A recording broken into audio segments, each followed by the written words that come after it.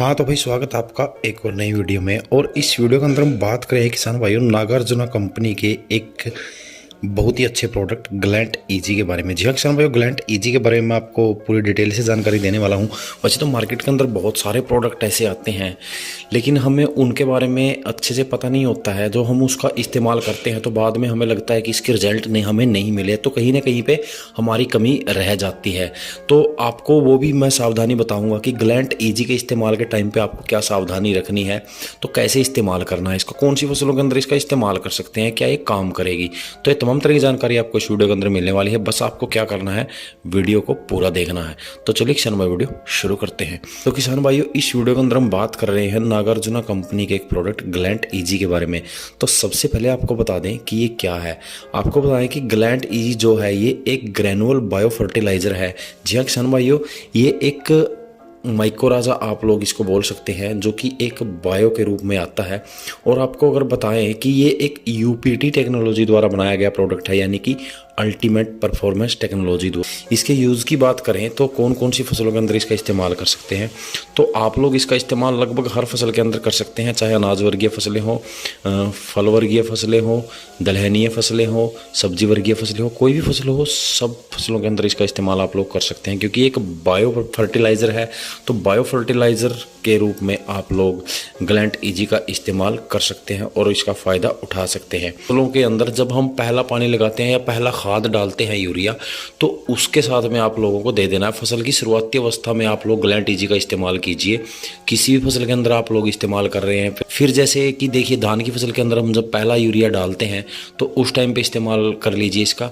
इससे होगा क्या, जब आप ग्लैंट इजी का इस्तेमाल करते हैं, ग्लैंट इजी जड़ों के ऊपर काम करती है, क्योंकि इसके अंदर एक माइक्रो एल्गी नामक फंगस होती है जो कि हमारी ज़मीन के अंदर से पोषक तत्वों का खिंचाव करके पौधे को प्रदान करती है। जड़ों का जल्दी विकास होता है इसके इस्तेमाल के बाद। जितनी ज़्यादा जड़ें फैलेगी ज़मीन के अंदर, उतने ज़्यादा पोषक तत्व हमारी फसलें ग्रहण करेगी, और जितने पोषक तत्व ग्रहण करेगी उतनी ही हरी भरी हमारी फसल होगी, उसका फुटाव अच्छा होगा।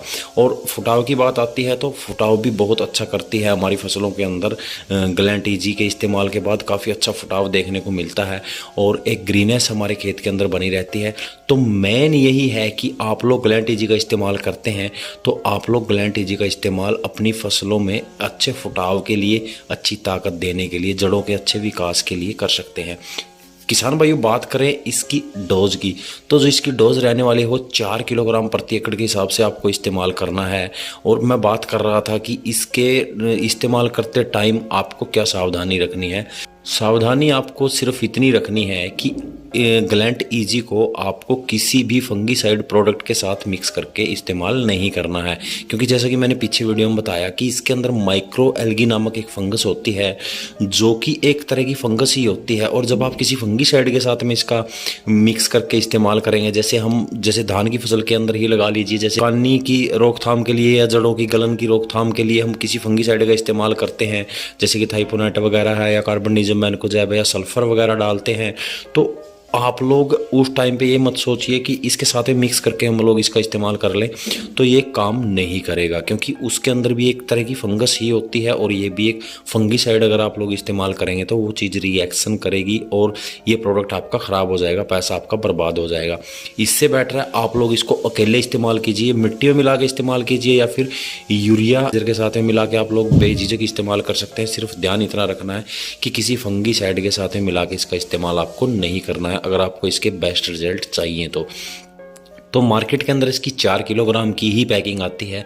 अगर हम प्राइस की बात करें 4 किलोग्राम के जो आपको 1 एकड़ के अंदर इस्तेमाल कर सकते हैं, तो उसका प्राइस रहता है लगभग 470 या 500 रुपये के लगभग। इसका मार्केट के अंदर आपको प्रोडक्ट मिल जाता है। मार्केट के हिसाब से थोड़ा बहुत 20-30 रुपये इधर उधर हो सकता है।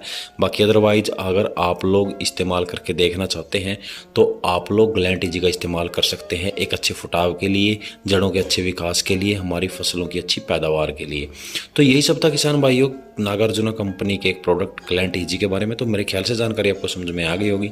जानकारी अगर आपको अच्छी लगी तो वीडियो को लाइक कर दीजिएगा, अपने किसानों में इस जानकारी को शेयर जरूर कीजिएगा। चैनल पर अगर पहली बार आए हैं तो चैनल को लीजिए सब्सक्राइब। तो मिलते हैं जल्दी एक और नई जानकारी के साथ, तब तक के लिए जय हिंद दोस्तों।